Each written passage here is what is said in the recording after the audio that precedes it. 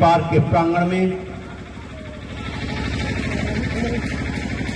उपस्थित सम्मानित मंच, नाम लूंगा तो जरा आज समय काफी हो गया है तो नाम लेने में समय लग जाएगा। सम्मानित मंच, मेरे सामने बैठे सभी श्रोता, मातृशक्ति प्यारे बच्चे,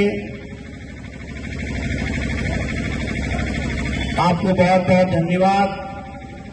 ऐसी ठंड में भी कार्यक्रम का आनंद ले रहे हैं।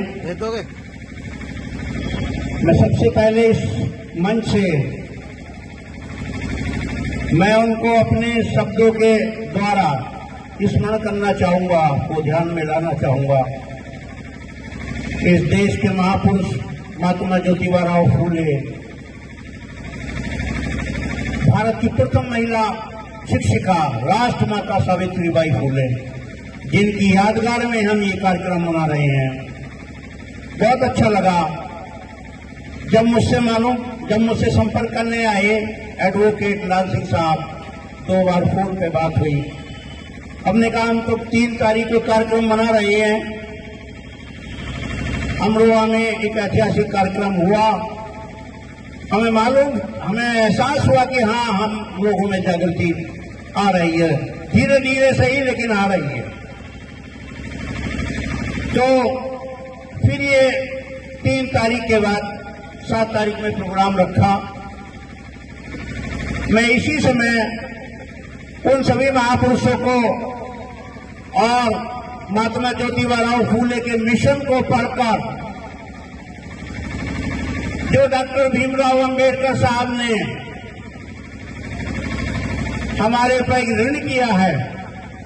मैं और कृपाल सिंह सैनी एक जगह गांव में मीटिंग कर रहे थे, अंबेडकर साहब का नाम आ गया तो बहुत सारे लोग खड़े हो गए, साहब सैनियों की मीटिंग, अंबेडकर साहब का नाम क्यों आ गया।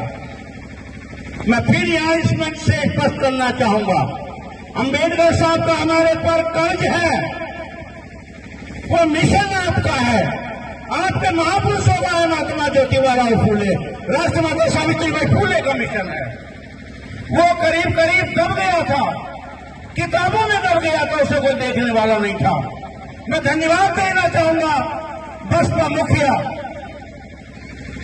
श्री मायावती जी को, जिन्होंने अब जब वो मुख्यमंत्री बनी तब हमारे इतिहास को ऊपर लाकर महात्मा ज्योतिबा राव फूले के नाम पर जब ये जिले का नाम रखा, तो उस समय में हसनपुर के बैंक में नौकरी करता था।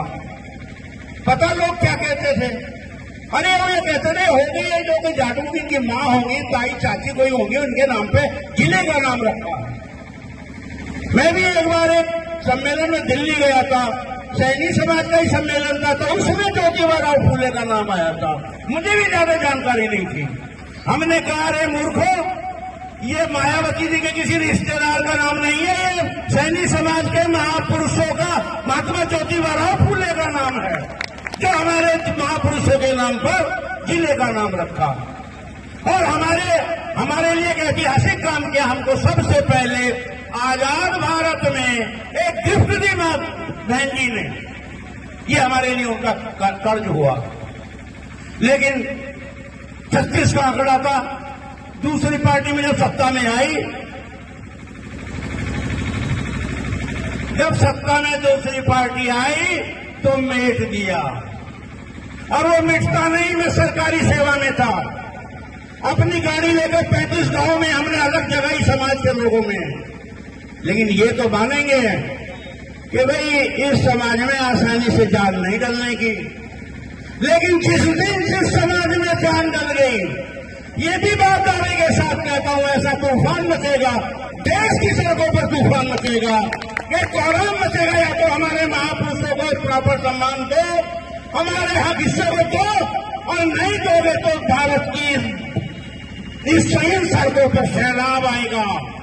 और बहुजन मूवमेंट के साथ हम इस लायक हो जाएंगे कि हम लड़ लड़ कर अपना एक एक हिस्सा लेंगे।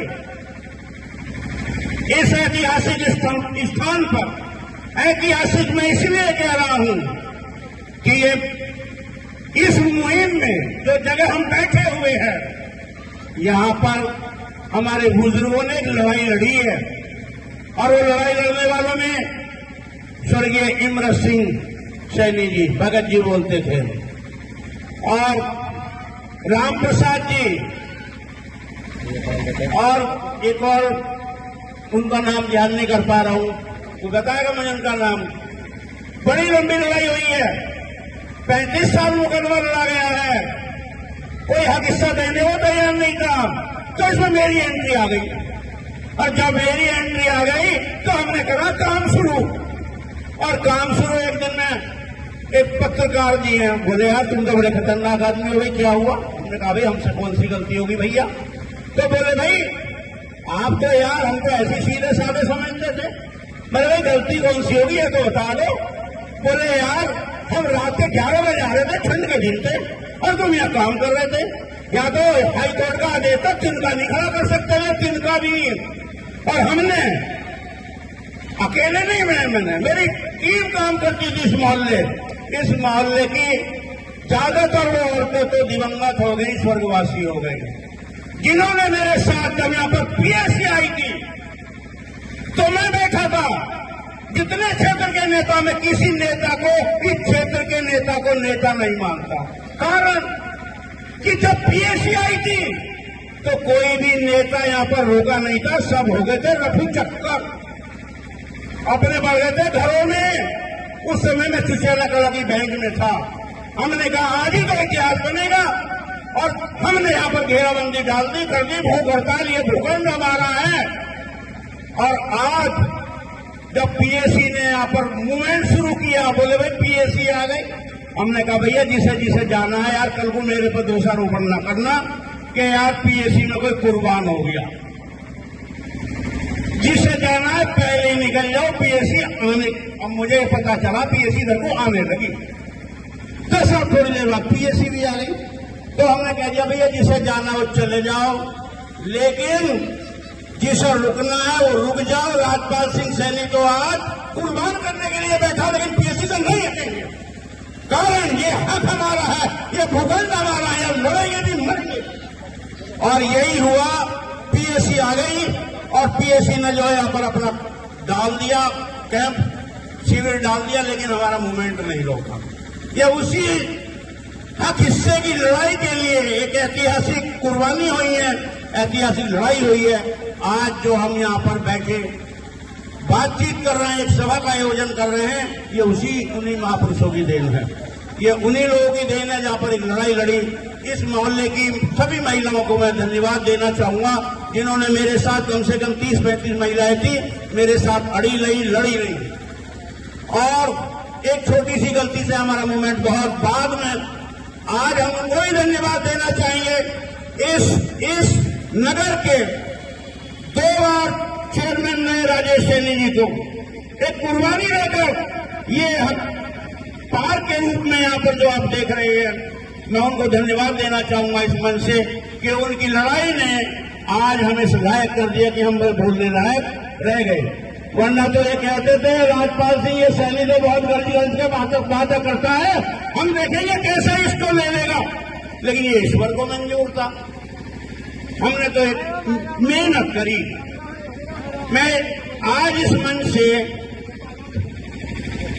अपनी मुख्य बात पर आना चाहूंगा, क्योंकि समय भी बहुत कम हो गया, बहुत ज्यादा हो गया। अभी हमारे बीच में हमारे जो कार्यक्रम के मुख्य वक्ता हैं वो है अपनी बात कहने के लिए। सबसे पहले तो ये कहना चाहूंगा, इस देश के अंदर जो भी खामियां रही, जो भी लड़ाई लड़ी, जिन महापुरुषों ने, महात्मा ज्योतिबा फूले, सावित्रीबाई फूले, कुल कक्षा 3 पास थी, लेकिन एक इतिहास बनाया जिसमें शोध हो रहे हैं। अभी बड़ी लंबी बात कही हमारे जो अभी बैठे थे हमारे बीच में शेर सिंह बौद्ध जी, जो इस बहुजन मूवमेंट को इस क्षेत्र में जगाने के लिए साहित्य बांट रहे हैं।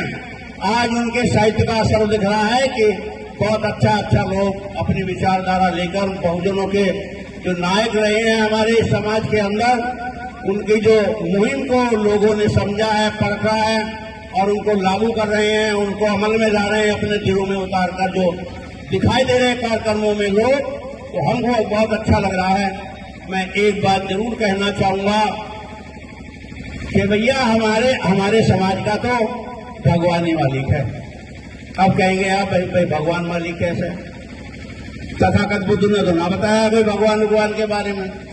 अरे हमारा तो इसलिए हमारा आगाम अच्छा नहीं लग रहा, हमारा भविष्य अच्छा नहीं लग रहा कि जो लाइनें हैं ना वो 5-5 किलो के उस पर वह बहुत लंबी लाइनें लग रही हैं। अभी कृपाल सिंह जी ने एक बात बहुत अच्छी बताई कि दो रास्ते हैं, सामंतवाद और समाजवाद।